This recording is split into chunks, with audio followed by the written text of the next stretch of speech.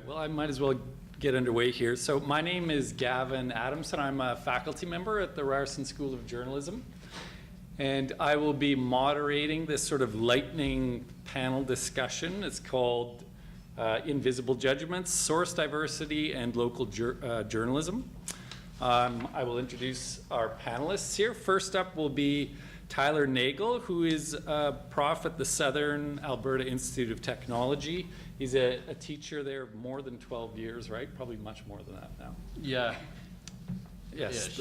Ish. And a former newspaper reporter as well. After that, we'll hear from Catherine Wallace, who around this time last year was named the Atkinson Fellow in Public Policy. She's a 37-year veteran of the news industry. She's held the managing editor position at the Montreal Gazette. She had various editorial positions at the Toronto Star and the Globe. And her Atkinson proposal was about an exploration of the state of the news industry and an exploration of new models for the news industry. And then Asma Malik is actually a colleague of mine at the School of Journalism. She is a former deputy managing editor at the Gazette. So it occurs to me, you guys, yes, connection there. And she's actually taking over the graduate program at the Ryerson School of Journalism next month. So she'll be overseeing the master's program at the School of Journalism. So without further ado, I'll invite Tyler up here to begin. So the way this is going to work, there'll be sort of 5 to 10 minute presentations, and then we're going to open up the floor for discussion, and we'll see where things go. So take it away, Tyler. Sure.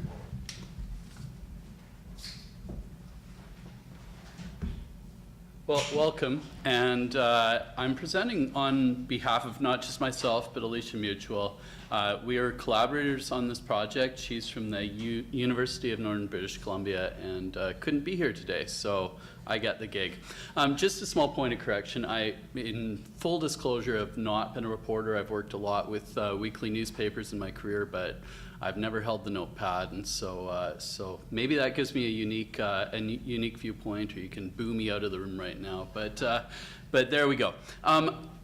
This project came out of some conversations that Alicia and I were having around the differences in coverage between major market media and local media during big stories. So how does the local media cover stories? How does the major market media cover stories, and what are the differences, and what can we learn from that? So we thought that the North, Canada's North, was a great place to look at this because of the distance between the North and the major markets in Canada.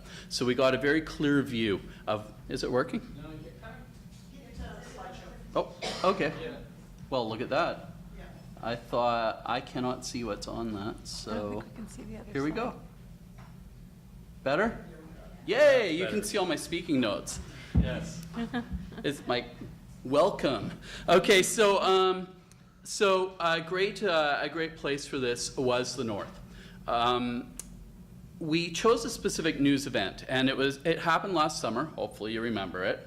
It was the cruise through the Northwest Passage of the Crystal Serenity cruise ship. And on the first slide, this is an actual photo from that cruise. So the cruise ship had 1,600 people on it. The North is fairly sparsely populated, and the cruise ship completely dwarfed the population of the communities that went through. So you can see in some cases quadrupling the population. For a short time that the cruise ship was in the North, the population of the entire territory of Nunavut increased by 4.5%. So obviously significant impacts on local communities. But further to that, interest for mainstream southern Canada as well through ideas of Arctic sovereignty, climate change, and so forth. We scooped up all of the media coverage of this event that occurred in 2016. We discounted anything that did not have a textual component to it. So pure video or pure audio, we didn't count that. We ended up with 44 stories and 59 named sources inside those stories. So just a bit of a look at how the media segmented out. Local Northern news was provided by two sources only, Nunatsiaq Online and Northern News Services. The usual suspects for the mainstream Southern major market news sources, and then finally the CBC had to be broken out into a separate segment because it has local resources in the north that the mass market does not. So what did we find out? This is lightning talk, so let's get to the numbers. I'm going to go through these fairly quickly out of interest to the other panelists. But the first thing is that the Southern media had the largest number of average sources per article. You could view this almost as a proxy of quality of reporting. We're hearing ideas about diverse sourcing equating to good journalism. So it's tempting to go in this direction, but ride with me because I'm not sure it's the whole story. Local Northern media had the fewest average sources per article. CBC was right in the middle. But the pie charts below it start telling a different story. As expected, Southern media had a far higher proportion of Southern voices to Northern voices. So we looked at the sources. We said, is this person speaking from the North, or are they speaking from a Southern perspective? And of course, in Southern media, we saw a larger representation of Southern voices. In local Northern media, a preponderance of Northern voices, as expected. The CBC was a bit of a surprise, having the highest number of Northern voices of all of the media outlets. But I think more interesting than this balance of north to south is an idea of unique sourcing. And these incredibly complex Venn diagrams tell this story not in terms of the names written in the Venn diagrams, but rather in terms of the numbers in each region of the Venn. You can see that some of the sources were interviewed by multiple segments. So for example, by the CBC and by Northern media. But some were interviewed by only one segment. In the Southern voices on the left-hand side, you can see that there's a fair balance between Northern and Southern media. But the true difference comes on the right when we look at the sources from the North. And there we have 14 sources that were uniquely interviewed by Northern media. So Northern media did a way better job than anyone else in getting citizens that would not normally have a voice and giving them that voice from the North, to the North, but also to the South. So how did they do that? How did they get those 14 voices? Here's where we go back to the sources per article and represent it a different way. On the left-hand bar graph, we have that same average number of sources per article. We can also look at the average number of unique sources per article. In neither of the two, the left graph or the middle graph, and I'm sorry for all the graphs, does the North stick out as particularly spectacular. They don't have a high number of average sources per article, nor do they seem to have a particularly high number of average sources per article. But where local media shines is just pure volume. They cranked out the stories relentlessly. And they were good stories. They weren't spectacular necessarily, but they covered the story twice as often as the rest of the media combined. And I think that's where the value happens for local media, is that they're there on the ground doing the stories over and over and over until everyone has a voice at the end of the day, or a lot more people do. So an interesting thought experiment. What if any one of these three media sources simply disappeared? What if Northern media just vanished, or the CBC was defunded, or Southern media through some apocalyptic event ceased to exist? Well, we wouldn't be worrying about news then. But in any case, how much would we lose in terms of voicing? In the case of Northern voices, you can see that they're a lot more susceptible to the loss of local media. In fact, 82% of Northern voices appeared in only one category. There tended to be more overlaps in Southern voices, which means they're more resilient to erosion in the media sector. So we can afford to lose more media and have a continued Southern voice. Northern voices are more vulnerable. So I'll conclude with a final chart with very few numbers on it and no numbers on the graphs themselves.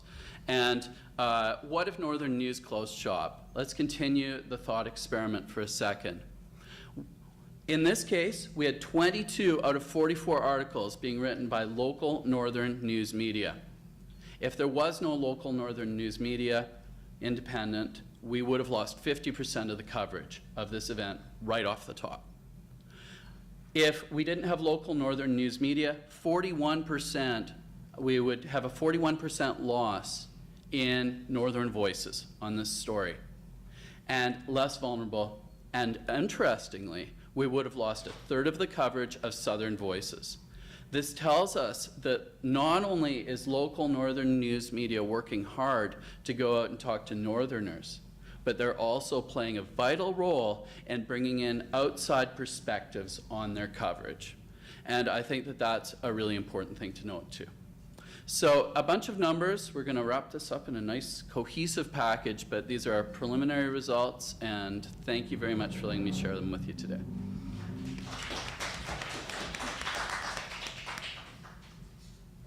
Catherine Wallace will be up next. I have no slides. No slides, okay. I might be one of only 2 people at this entire thing who will have no slides. When I applied for the Atkinson Fellowship, I was worried about the state of the news industry, of course. I had no brilliant ideas for a new business model to pay for more journalists, and so my attention turned to, even if somebody else does come up with a brilliant business model, there's no guarantee it's going to pay for more journalists than we currently have now, which is, by one estimate, 1/3 fewer than we had 7 years ago. So no matter what happens on the revenue side, we need to look at where communities are getting their civic information. So this was my proposal, which was happily accepted. Where else can we look outside the news industry in communities to find reliable sources, reliable independent sources of civic information, the kind of information that ties communities together, knits us together, and makes us feel like we own the cities that we live in, rather than the politicians and the big interests, the big business interests owning them. Initially, I was really thinking of this as a kind of a B team of information providers. You have the professional journalists, which is what we all really want, and then you will have a B team of other people providing some kind of information. But as the year went on, and as I spoke to more people and looked into possible models, I'm really excited by the diversity of kind of information that we can get from people outside the news industry. So to me, this is now sort of a case of looking at 2 A teams: the professional journalists who provide information from a certain kind of mindset and skills, and then others who provide different kinds of information. So universities were high on my list right from the beginning. They have a structure already. They have a reputation for accuracy and verification. They are relatively independent. When they're paid directly for their research, they are transparent about it. And there is just a wealth of information in our universities that does not come through to the public. It is written up in academic journals in a language that 10 people can understand. And a lot of it is extremely relevant to the way that we live our lives. So one of the things that I'm trying to do this year, and it's getting off to a much slower start than I thought, because I did not take into account how the daily deadlines in newsrooms make you move a lot faster than you would move in a university in terms of making decisions and holding meetings. But one of the experiments that, if I can't launch it by the time my fellowship ends in 3 months, I'm still hoping to launch in the fall, is creating a kind of a partnership around one civic topic. The topic I've chosen is roadwork, because it is something that concerns everybody in Montreal. I have heard from Torontonians that they think that there's a lot of road work going on here, but just come to Montreal, you can't get anywhere from where you are. So the topic is road work because it is of key interest. It has its political budget, what are the closings this weekend angle that the news industry is covering. But there are so many other ways into this topic. That you could take professors from 5 10 different faculties, and some of their research would touch on it. And so I've had a couple of meetings with professors at a university that has also agreed to take part in this. And there's going to be professors from engineering, from the business school, hopefully from fine arts, because construction has an odd beauty to it. Hopefully somebody is doing something that touches on the whole road rage aspect. There is the whole corruption angle, which of course in Quebec is a huge thing. The information that they provide is not, a lot of it is stuff they could talk to journalists about. The journalists could interview them, could do the story based on it. But a lot of it is not something that is ever going to make it into the newspaper or on the newspaper website. It's just interesting. It's just sort of on the edge of what people are talking about. So the idea is that you will still have your core of professional news journalism in the middle. Then you're going to have another circle around that, which is like academic journalism, that is going to be edited by the University Communications Office so that it can be actually understandable to the public. And then we're hoping to pull in some citizen groups as well, a biking group, a public transit group, who will provide yet another kind of information around that, which is a much more sort of consumer on the ground, anecdotal information.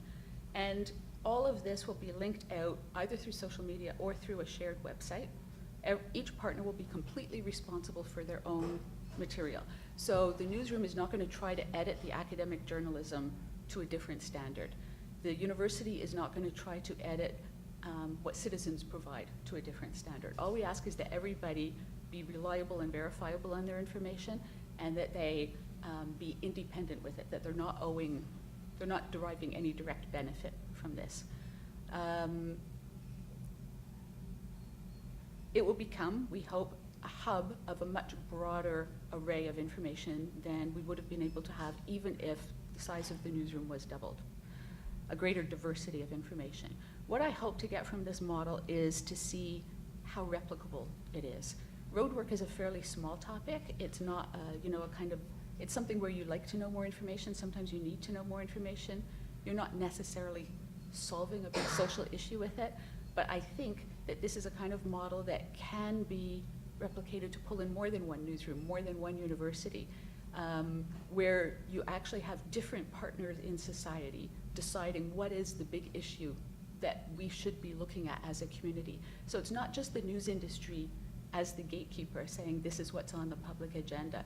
It's the newspaper plus the university plus whatever citizen groups are interested, and who knows what other institutions might become involved in something like this. It is putting the agenda into a broader group of hands and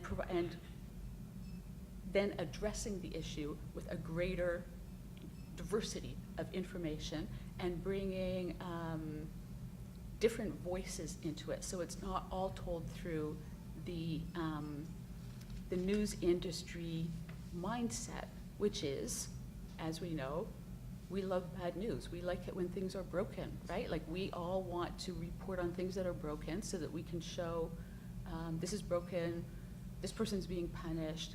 That is really the first approach of news. When I spoke to professors at the university, I had two different meetings, and in both meetings, somebody said, one of the professors said, if we do this, are we allowed to say positive things? That it's a good thing that the city is doing a lot of road repair. Because when journalists phone us and they want an opinion on the latest development, and we say, well, sure, it's hard on people, but it's necessary work. It's a good thing the city is putting this money into it. It's a good thing that they're getting it done this fast. We end up not being quoted in the story, because that is just not the angle that the news industry was looking for. There's a second experiment that I'm hoping to do that is much smaller, because I wanted to do something that involved just citizens, and that is a much harder thing to get hold of, because they don't come as an institution. They don't come with a set of standards. They don't come with a particular set of skills. So in that one, what I'm going to try to do is focus on citizens' first-person stories from citizens, because that is what they're experts in, and that is often something that's missing from news coverage. So I'm trying to set up an experiment in a city that has a lot of beautiful heritage buildings. The city is a bit divided between old and new. Old residents who want things to remain the same, new residents who want the city to kind of become more progressive. And the divide seems to be around, it's a very firm divide. You're pro or you're con. And it's, you're talking to the politicians, and you're talking to the developers. You're talking to the old and you're talking to the new. And so the story is set up as one side pitted against the other. But of course, every story is a lot more nuanced than that. So I'm hoping that when you get into the citizens' own stories of the houses they live in, the buildings they've renovated, the neighborhood, how this has changed the neighborhoods that they live in, that they will actually begin to see that the story is not just pro and con, this side versus that side. They have a lot more in common than they might think, or they differ on things that they didn't expect, and they agree on things that they didn't expect. So the news coverage of the politicians and the developers and the meetings will go ahead, because that's all necessary coverage. None of this supplants professional news journalism, which is absolutely essential. I say this about 5 times in every meetings because I'm so worried about not making that clear. But this gives citizens the chance to own some of the story, to tell the story in their own words, to frame it in their own experience, which I think is a valuable addition to a community's civic information ecosystem.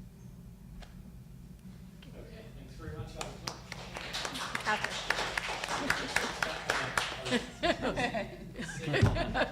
Asma, you just need a second to set up. Yeah, I should be on here. All right. Yeah. All good. So I'm excited to be part of this panel. I think this is going to be a great discussion about source diversity. It's a conversation that we have in my classroom all the time, that I've had in newsrooms for a very long time. So the project I want to talk to you about today, it's called the Gerry Project, and I'll say what the acronym means in a second. Just to let you know that Gavin and I are both working on this project together in conjunction with professors in computer science here at Ryerson. So it all started with these questions that we had about how news gets reported. To whom do journalists speak? I believe that's grammatically correct. Correct me if I'm wrong. Who do they quote? From whose point of view? That's not projecting. Oh, it's not projecting? No. Oh, hang on. Glad I wasn't the only one. Hang on. I think it's just Here. mirrored. Oh, I don't know how to set it. I know how to do it on Mac, but not on here. Are you not seeing anything? No. Oh. Well, we're seeing the desktop. I think you slide it over. Oh, yeah, I can do that. Hang on. No, slide the window over. Yeah, Just right There we go. Yeah. Okay, but now I don't see it. She can't Oh, wait, see no, it. wait, maybe I can. Yeah, Well, we can do this. Just yeah, turn- that's totally fine. Okay, let me get over here. Let's see that. Asma, just right click on the desktop and turn off mirroring. Oh, okay. Just right click on the desktop? Right click, I think. Okay, I'm not a PC person. Sorry, guys, give me 2 seconds. Now you'll really have to wait to see what Gerry stands for. Is it in here? Yeah, Display. you want to mirror rather than. So is it multiple displays? Oh, Drop- extend, yeah. Yes, so Here, drop down you there. go for it. Duplicate. Apply. All right, There we all go. good. We're in business. Okay, perfect. Keep. Get rid of that. Yeah, I'm just gonna get rid of this. Oh, you lost. How? You need to click keep the display setting. Oh, I missed it. Sorry. Okay, It's fine. sorry, guys. Sorry, I feel like I'm ripping up. No, I would like to get this right. I'm such not a PC person. Okay, apply. And then keep. Keep changes. Okay, perfect. There we go. Okay, awesome. Got it. I'm gonna get rid of At that. least your speaking notes are showing. There we go. All right. Okay, so let's ask these questions again. I don't need to see this, so I don't know if everyone can everyone see this at this point? Okay. So the questions we asked were, to whom do journalists speak? Who do they quote? from whose point of view are stories told and whose voices get the most prominence? These are questions, we call these invisible judgments, which is the name of the panel. And this is really something when in a working newsroom, you don't always stop to ask yourself these questions when you're reporting stories, when you're assigning stories. But these are the essential stories. The voices, the people that journalists talk to are the people who are represented in the story. So Gerry stands for the Journalism Representation Index. And this is a tool, a piece of software that we're developing that uses artificial intelligence and a process called entity extraction to pull out sources from the text and offer news organizations and media watchdogs a rare real-time view of how journalists fare in representing all of the key stakeholders in stories of heightened public interest. So it's, again, to match the real-time pace at which we receive news, that news is produced. We wanted to create a tool that could be used to actually analyze the news. Because we're already at a point where news bots are creating stories, untouched by human hands. On, for example, sports on a basketball game, AP already uses a program that allows it to write the game story after a game. Bloomberg uses similar algorithms to write stories about company earnings. These are all very pro forma stories. And they're already created by algorithms. We already know algorithms are used to drive people to news stories, whether they're social media algorithms, algorithms within news sites, Google News, of course, are ways to drive people to the actual stories. So we really thought it was time to create something that would actually analyze news stories with using algorithms, so to make it an instant process. Of course, creating it has not been instant, I don't think, Gavin.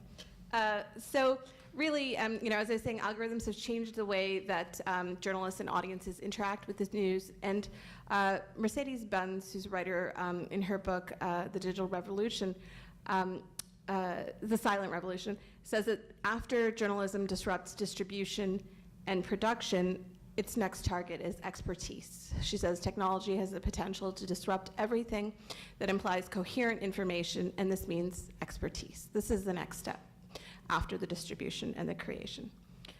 So for the purposes of our project, research shows that news favors powerful people and authority figures in sourcing. And when we were looking at the kinds of stories that we wanted to analyze using Gerry, we decided to look at stories about police carding here in Toronto. For those of you not familiar with the subject, Nia talked very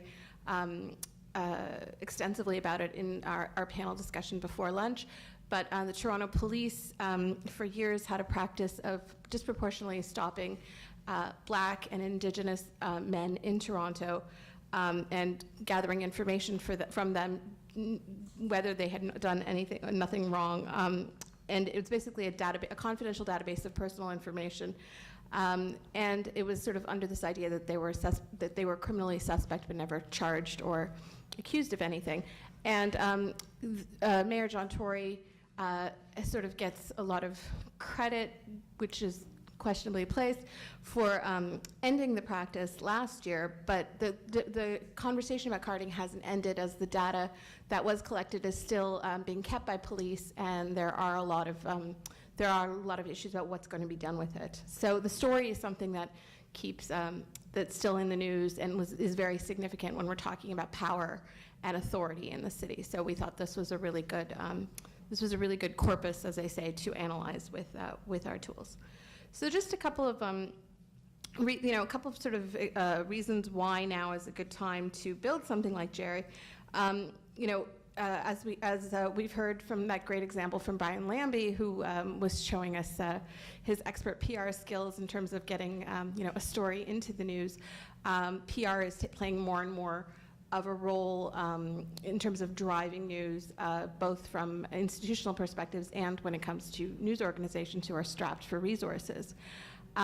So, news organizations are more open to getting pitches from PR companies and what's called para-journalistic sources, which are, media companies, experts, and other people whose business it is to get this information to them and promote products.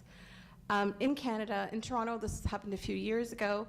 In the UK and in Hong Kong, police no longer have scanners in the interest of security, and all of their information is shared selectively via social media channels. So you're not getting the fire hose, you're getting, you know, the small dribs and drabs that are actually posted by police.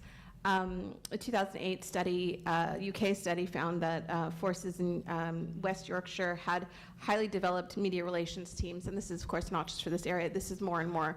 The corporatization of police communications is a huge issue in terms of who gets quoted and who actually speaks about things. As news organizations are strapped for resources, beats are breaking down, and at times the only communications reporters have with the police are at news conferences. So this is an example that kind of plays to this. This is just an example that was brought up, I think it was late last year. There was a guy who, a white guy who was supposedly dressed preppy, but I don't quite get it, who robbed a bunch of banks during lunchtime, and because police kept defining him as clean cut, and the words that the police would use to define him were around like, oh, this is just like an average guy. News organizations started using police lingo in the headlines to describe him. So he's the preppy bank robber, dubbed the lunchtime bandit. So really, how police characterized him is how news organizations characterize him.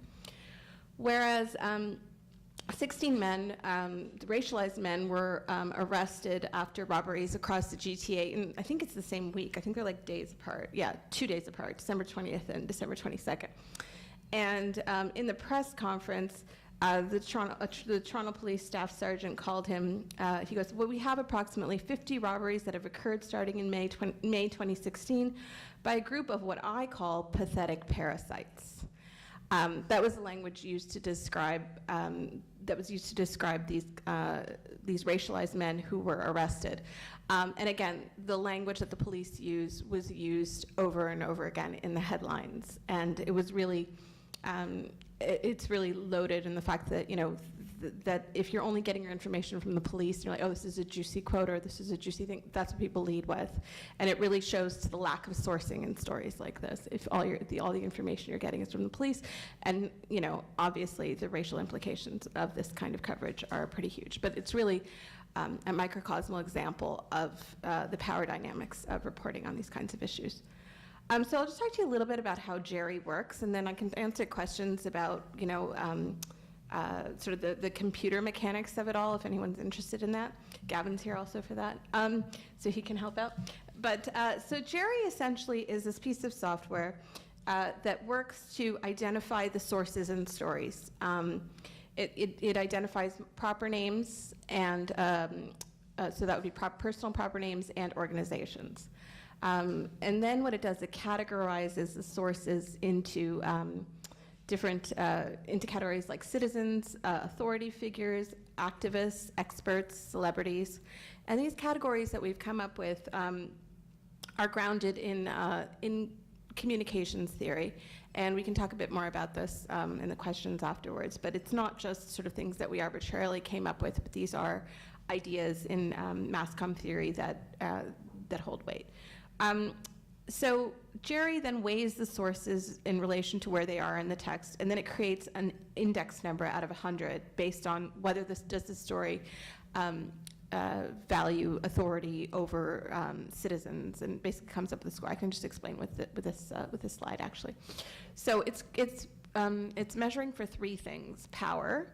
So the power of the person, of the source in the story. So in this case, this is a story. It came from the Toronto Star, quoting John Tory, that only quotes John Tory. And he's definitely a power figure. He's an authority figure. So the story favors him. Placement, we're looking at where the person is quoted in the story, or where there's an attribution for the person in the story. We're looking specifically at the headline and the first paragraph of the story.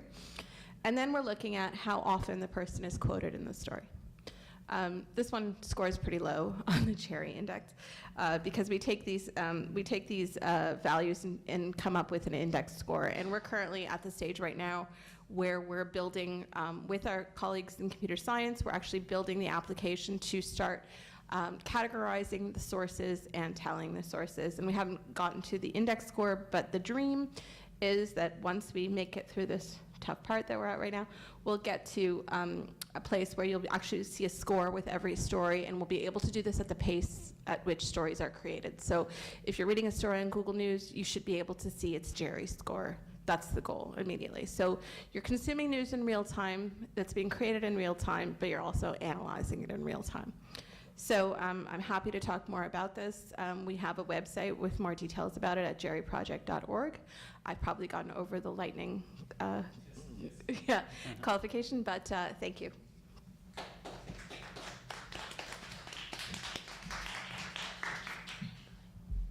So this is a rather long Q&A session. Actually, we've got 40 minutes to talk, 50 minutes actually, if we need it, to discuss essentially this issue about the invisibility of sources and the decisions, specifically the invisibility of the decisions that journalists make. So I'm happy to open the questions, but I'm also happy to let anyone from the audience ask the questions, and I see I already have a hand up, so feel free to go ahead. Hi, I'm Miranda Spivak. I teach at DePauw, that's with a W, University in Indiana, the real heartland. And I'm also a former Washington Post reporter and editor. So I had a couple of questions for you. I wondered about the use of the word citizens, whether you would consider replacing that with residents. This is a very sensitive issue in the United States. I assume it is here too. But I actually, when I was an editor at the Post, I noticed young reporters often use the word citizens, and it's really not relevant, I don't think, to your work, but maybe it is, so I'd like to hear about that. The other question I wondered is, how do you evaluate quality in all of this? You know, I thought that came up also this morning with the opening speakers, where everybody is measuring a lot of things, but there's still this sort of unmeasurable. In, you know, maybe somebody's quoted once, but the story is really strong and has diverse voices in it. So I'm curious about how you will approach all that, and it may not be possible, I know. Thank you. I'll start with the thing on citizens versus residents. I actually use citizens consciously because I do think in Canada it doesn't have quite the political weight that it does in the United States. And to me, there's a bit of a difference between a resident and a citizen. It's like a resident just lives in the city. It could be, like we heard at one of the sessions earlier today about how people might spend 8 hours in the community they live in, but their whole life is actually, you know, on the highway and in the place where they work or whatever. I think that you can be a resident of a community and not be that engaged in it. But to me, citizen carries that whole civic aspect to it. And so you're somebody who is more engaged, who's more aware of what's going on, and who has a sense of ownership of the place where you live. So your community is not owned by the politicians and the business interests. It's actually owned by the people who live there and have an attachment to it. That's how I'm using it. It's tougher, I think, when in terms of like, you can feel free to jump in, Gavin, when we're sort of looking at how we're classifying people, because obviously the mayor is an authority figure, also a citizen. I mean, I think we can't, you know, call him not and say that he's not a citizen, but in the way that we're looking at it, we're looking at them as someone, as also a stakeholder, whereas like a resident doesn't necessarily, a citizen does have the connotation of being someone who is, you know, a part of the conversation and has a stake in its outcome. I feel like that's almost more agency to be a citizen than a resident, which is sort of by nature of where you live versus actually being an active participant. But I totally understand how it's like. I would be curious to hear what your sort of take is on that. I wonder how that will affect your ability to get more diverse sources Mm-hmm. if you limit it to citizens. I Mm-hmm. know in the United States, if I limit it to citizens, Oh, okay. I don't think. Okay, so this is, I think, the distinction. I don't think we mean Canadian citizens, literally. So I think that's kind of, maybe that's a cross thinking. No, of course, it's not literal. It's not like a Canadian citizen. It's more a civic citizen, someone who is part of the community in that sense. I understand exactly. I see the connotations. somebody has the right to vote or not, because that's what I would. Okay. Do you want to jump in there? Yeah. Yeah, I don't think it's definitely not what Asma and I meant. And actually the terminology, all of the categories are pulled directly from a piece of mass comm theory, and I can't remember the reference right now. Can you? I can find it. So one thing about Gerry that we should explain is that it's all going to be completely transparent. I mean, there'll be a website, and you can see how the judgments are made. And to your point around quality, that's a great question, and it's something that, frankly, even when human beings are making judgments about texts, they have a hard time, making objective statements about the quality of a source and what the source means, and so these are really tricky questions that we admit we're just putting aside, because all the meta theory around this kind of social sciences indicates that doing this work is very fraught. It's all heavily subjective, and we're kind of throwing up our hands and saying, we know it's subjective, but at least with this score, you can see exactly how we've made the judgment. And if artificial intelligence ever gets any better,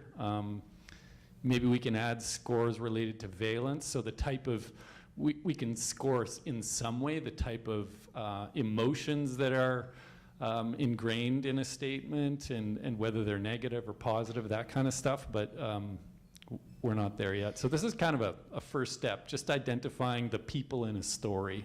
But I totally take your point about quality, because I feel like what I think is quality is different from what you think. Like this sort of conversation about this, I think something Michelle Ferrier said earlier stuck with me, this idea that there was a golden age of newspapers where there was this quality, there was this thing that was so valued that we don't have. We're suffering from loss of it. We don't even know what it, I almost feel like, well, what was that?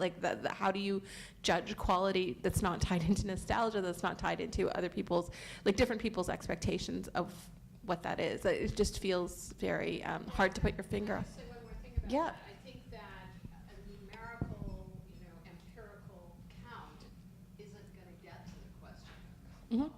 And so I don't know how you evaluate it, whether it was lost or present or whatever.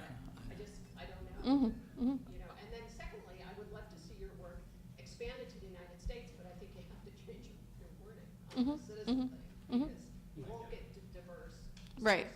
Right. I'll chime in on the quality issue as well. I think it's a great point, and as Gavin already said, measuring quality is really tricky. With my work, what we tried to do was measure source diversity, not quality per se. And the quality, certainly, you cited the example of a single source story that is just brilliant.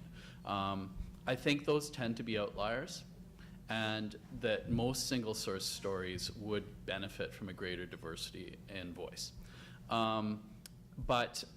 So in some ways, I've used number of sources as a proxy for quality, but I'm not officially putting that stamp on it. I think a particularly tricky thing, though, is that, as we're all aware, a quality story will be a quality story to one person and not someone else. And there was some work that came out of, I believe it was Poynter a couple of years ago, on rankings of stories between editors and their readership.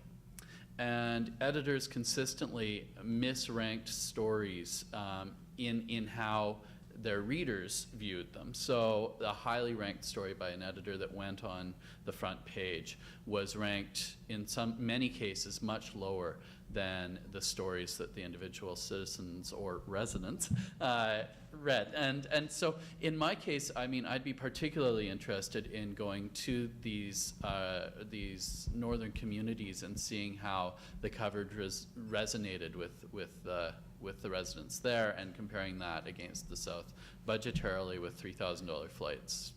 I don't know that that's going to happen. So thank you. Hi. So I do research on in part police communications strategies in Canada. So that's where my background is in all of this, although I am from the field of politics, so I'm a little bit nervous talking to journalists sometimes. But so my question and sort of, I think the panel sits sort of nicely together and thinking about ASMA's, like the Gerry project and then sort of the Global North project, if you thought anything about like the role of the sources, i.e. the prominence of them, how authoritative they are, because it strikes me that diversity might not actually get at, because you might have like, the northern person saying, this affects my life, which is an important thing to say, but it's like middle of the story, small quote, right, and clearly sandwiched in between like what's quote unquote more authoritative.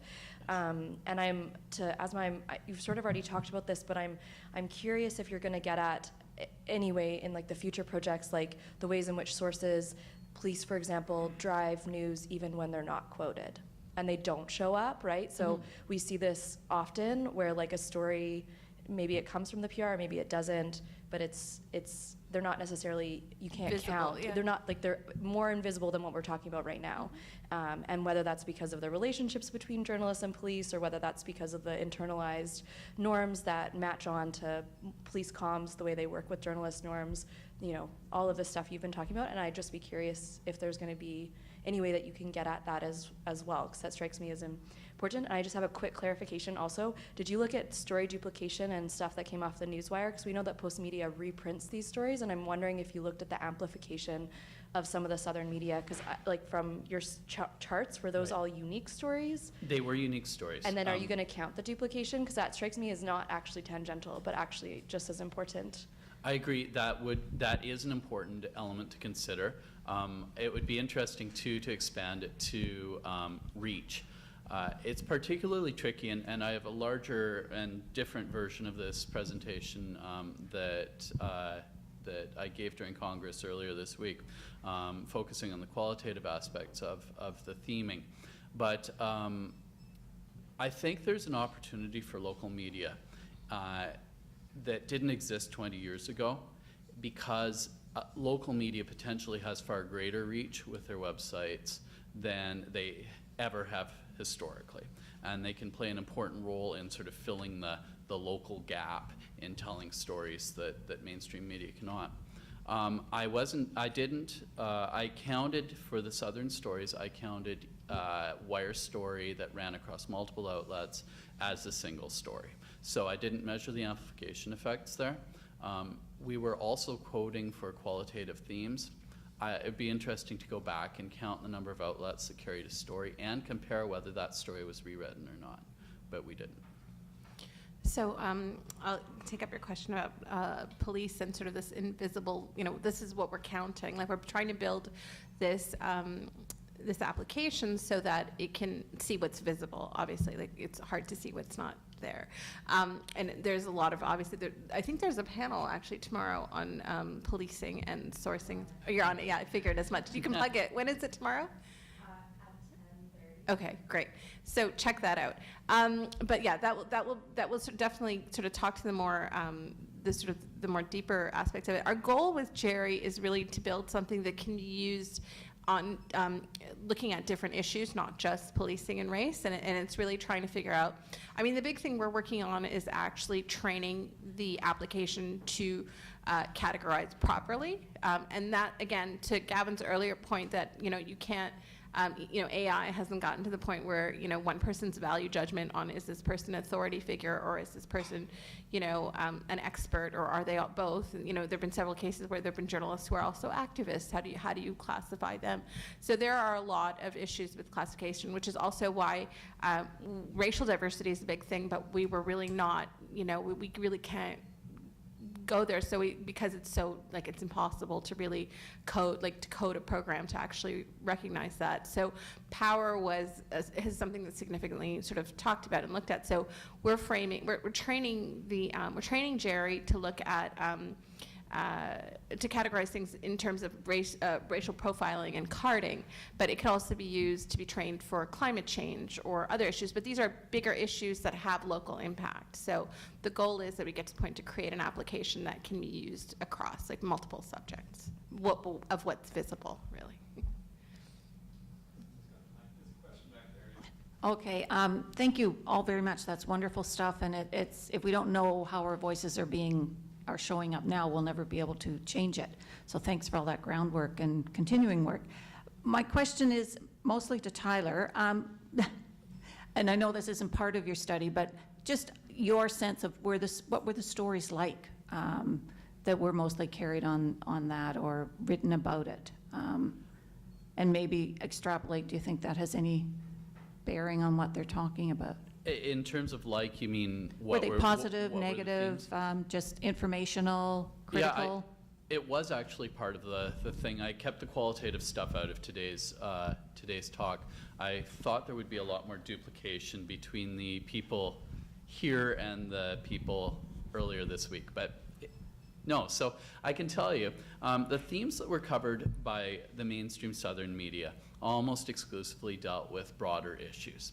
Ideas of climate change, luxury tourism, I'm just winging the top four, and man, I wish I had my other notes here, but the broader ideas. The Northern media covered local concerns, specifically impacts on communities. The economic impacts on the North were a biggie, as were the non-economic impacts on the communities. And the Northern media did a far better job at covering the discussion that preceded the cruise. There tended to be a portrayal in Southern media because of the community engagement process as this brilliant success. There was a unanimous voice from the North. They said, great, come on up. There's lots of community benefit for us. Let's go to it. But there was a fair amount of discussion that occurred before that anything close to a consensus happened. And that was well covered in the North. I think that the South sort of got influenced by the hegemony of the cruise ship communications machine, coupled with the Nunavut Impact Review Board machine. Having approved it, they had to stand behind their approval. And there were very few individuals who had dissented that remained with a voice that could speak to the Canadian populace as a whole. So I'm not sure if that gets at what you were talking about, but I think with the Northern media, we saw a critical role played in covering that debate and covering direct impacts on small communities. Yeah, I have a question about quality, and I'm really interested in the Gerry project. I'm sure it's the thought that's and the care and the computer technology that's going into it is very intensive and hard to figure out. But I just wondered if, to get to the idea of quality, you've already answered the question I was going to ask, which is, are you going to break down the sources by male and female or by race? And I appreciate that if you're trying to do an instantaneous readout, that's impossible. But I wonder if you considered maybe doing it as a follow-up project, because it's incredibly labor-intensive to track the sources in journalistic stories. It's not often done. It's a project all in itself. But having done that, whether there's a follow-up project that could be done outside the computer program to identify the sources, not in all stories necessarily, but to isolate the stories that are sort of everyday stories that affect the traffic or the weather or the economy, because I think there's real data to be mined in that. Who are the people that journalists talk about stories that affect everyone? Yeah, I think there's definitely potential for that. I mean, I think that we're really in sort of the first part of developing this piece of software, which is limited in terms of like how it can classify and categorize sources. I do think other layers, but gender is not so easily definable. Neither is race in terms of like being able to do it that way. But I think our hope is that you would, that this tool, once it's created, would be a tool not only for us, but for other researchers to kind of use as a starting point to do that qualitative work, to really look at who gets quoted. And our big hope is that newsrooms actually use this tool, and we want to get to a point where the user interface is very easy, it's very quick, you can quickly evaluate a story in terms of power dynamics, and then hopefully that would lead you to ask more questions. That's not the end of the discussion. That's really just the beginning. Income or social class is another thing that would be really hard to track by an app, but really important in terms of what who the media talks to and who they don't. Yeah, definitely. There you go. Another question here. Hi, Paul Adams from Carleton. I wanted to ask Catherine a question because I was interested in what you were saying about university research. Seems to me one of the things that the internet has done is to undercut the intermediating role that journalists once played with experts, right? And some academics have found ways now around the journalists by social media and blogs and columns. You know, Maclean's and the Globe and iPolitics and so on have opportunities for academics who want to speak to public policy issues and current issues. The problem is, as I think you've noticed, I've been in and out of academics and journalism a couple of times in my life, so I hear what you say about the metabolic difference between academics and journalists, right? Like the timelines. That's a fundamental problem, right? Because the academics we are hearing from more fully voiced because they're not one sentence in a Globe article or one short clip. They tend to be younger. They have certain kind of characteristics, but there's a lot of knowledge in academe that is not extracted because those folks don't have the metabolism to turn something around in a day or 2 days to speak in a timely way on a issue of public concern. And I wonder whether you've ever looked at Oxford Analytica, which, not to be confused with Cambridge Analytica, which is Trump's data organization, but Oxford Analytica is a consulting firm, but a core part of their business is that they have editors who deal with academics on, they sort of assign and they write up. I don't know the details of their system, but I know when I was the Middle East correspondent for the Globe, I used to rely on them because you would get some of the most knowledgeable experts at Oxford in particular, speaking within a day or two to things going on in the news. And they did it by having editors who sort of give them voice, but they're not allowed the privilege of pondering it for a week or taking a month or two to write about it. So it's a way of bridging that metabolic difference. And it seems to me that's a really key thing if you want not just background on roadworks, but want somebody an engineer or someone in design to speak quickly on matters of concern, which is really about making this information relevant as well as kind of supplementary.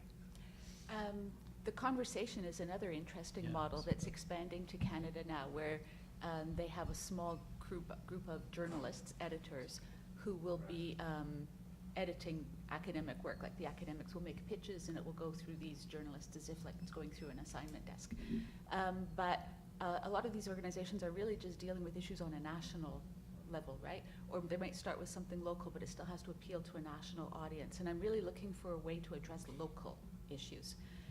So in the experiment that I'm hoping to try, that group of journalists is going to be the University Communications Office.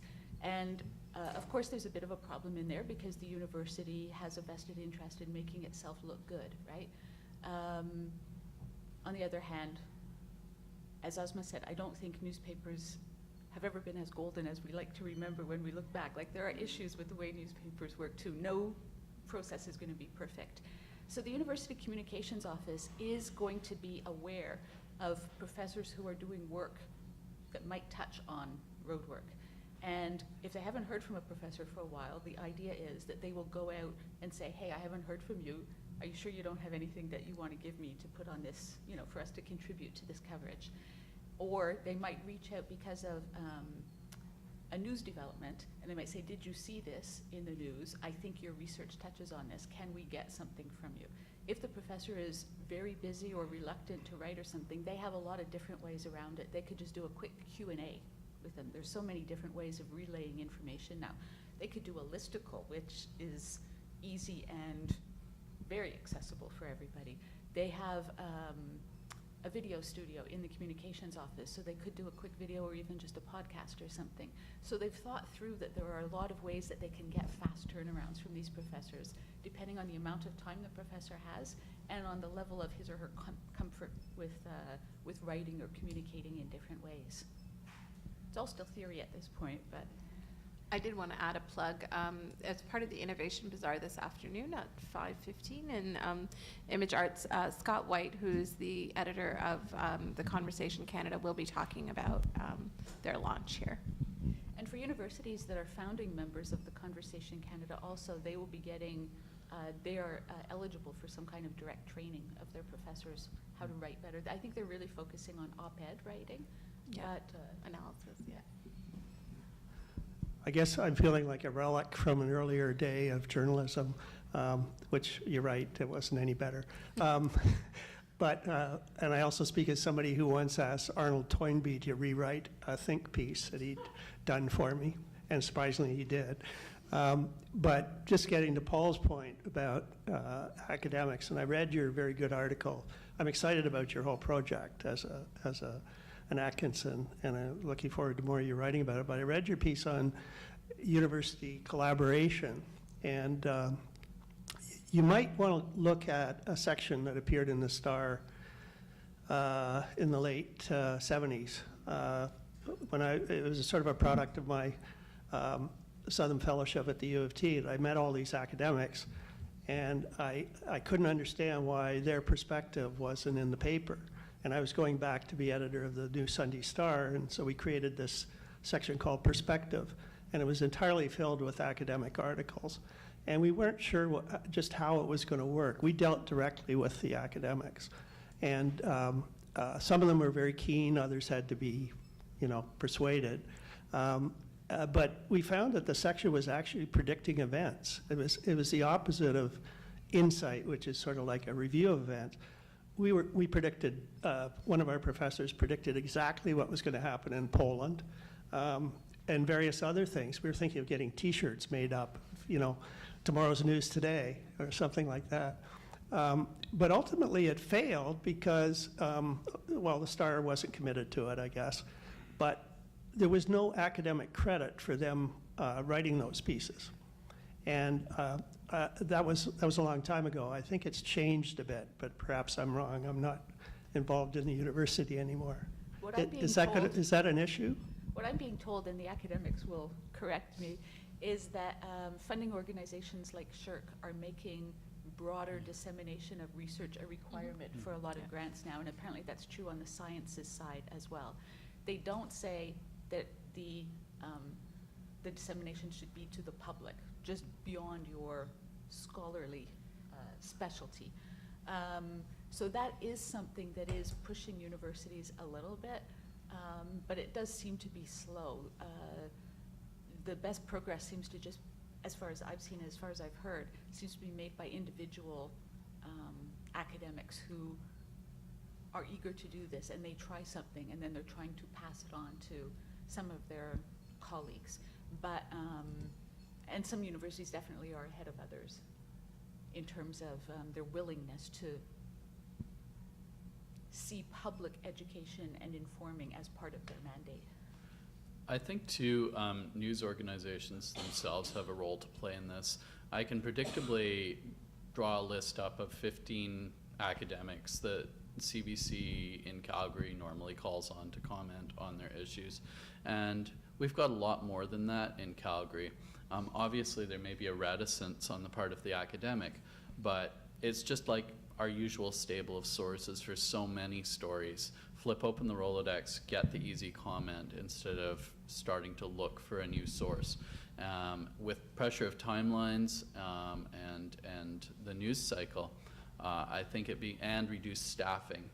The pressures, I think, are not always, are too much to go out and get diverse sources from academics who might not want to talk or might not have their head around what that even means. So I think there's a shared responsibility. University communications, the academics themselves, but also the media organizations. And in terms of the media actually publishing, being the publisher of what the academics are producing, as newsrooms have less and less staff, especially on the editing side, they just don't have time to edit somebody who they don't know is going to deliver something clean and to the right length and by deadline. That's why I like programs like the one at Monk, which take at the Monk School of Global Affairs at U of T, where they're taking working experts and actually going through a truncated sort of focused journalism program where they're actually being trained to write these pieces for media, and that's why that kind of program actually is quite popular. More questions? One more. So I'm really curious for you to expand more on like the citizen piece, because it strikes me that in doing some like communication research around the news is that experts, like academic experts, do already fill the news in a lot of ways. Like these aren't necessarily new voices. Granted, I think there's a lot of expertise coming out of the media or coming out of academia that does need to be shared. But at the same time, I wonder about the citizen resident, because I think the concern around citizen hasn't been fully addressed. Piece is really interesting because we see that activist groups, for example, are maybe not seen as credible by the news organization, and the stuff that they might be producing is seen as biased, whereas an academic is less biased. And I'm just curious for you to reflect on the ways in which this project can, rather than re-amplify those power relations that already exist in the media, and actually seek to maybe destabilize them by getting out the information from citizen resident groups, I don't know what to call them, sorry, like non-residents or but they're not like resident groups. That just makes me think of like neighborhood. Anyways, but I'm just curious for you to reflect on how this could actually disrupt power and whose voices are getting heard in the media beyond the academy, because I think the academy is already quite powerful in getting themselves out there and saying the things that sometimes are status quo, often are status quo. Anyways, yeah. Is that for me or me? Yeah, go for it. Okay. In the experiment that I want to do involving a newsroom and a university and citizen groups, I think the citizen groups already have a certain power and authority because they are the people the journalists go to now for information on these issues. And so that I see as really a partnership of equals, kind of.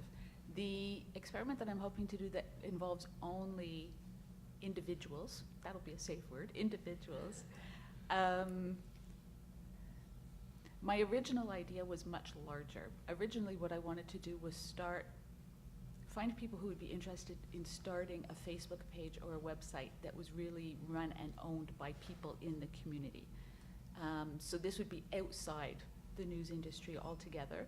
Hopefully there would be some kind of collaboration with the news industry, and that maybe the local paper would want to occasionally publish one of the pieces just to keep voices alive for their readers. But it would really be a way of individuals taking the story into their own hands and building it, and in a way they're documenting their city is what they're doing through their personal stories. That quickly turned out to be a nightmare in terms of organizing and in terms of interesting people. So that's why I'm trying to start with a very small thing of 4 stories, and I'm hoping to talk the local newspaper into publishing those 4 stories and to use that as a way of getting this experiment across to more people in the city, and then seeing if there is a group of individuals unrelated to the news industry who want to just pick this up on their own. So that's that would be completely outside of the official news industry, but it would become part of what we're calling the information ecosystem in the city. Does that answer your question? Yeah, I'm just curious to see how it goes. Oh yeah, me too. But just because we know academics are good at actually, the comms departments at universities are fantastic, right? They know what they're doing. A lot of former journalists Yeah. in these comms departments, it's not for a lack of getting their stuff out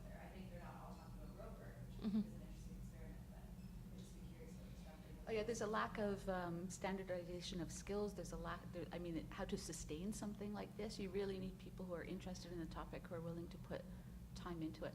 But after I published the first couple of articles, I have heard from individuals who say, you know, we'd really like to do something in our community. Could you involve our community in your thing? They say we have a lot of retired people here with time on their hands. They have a lot of expertise. Like they want to make their community better.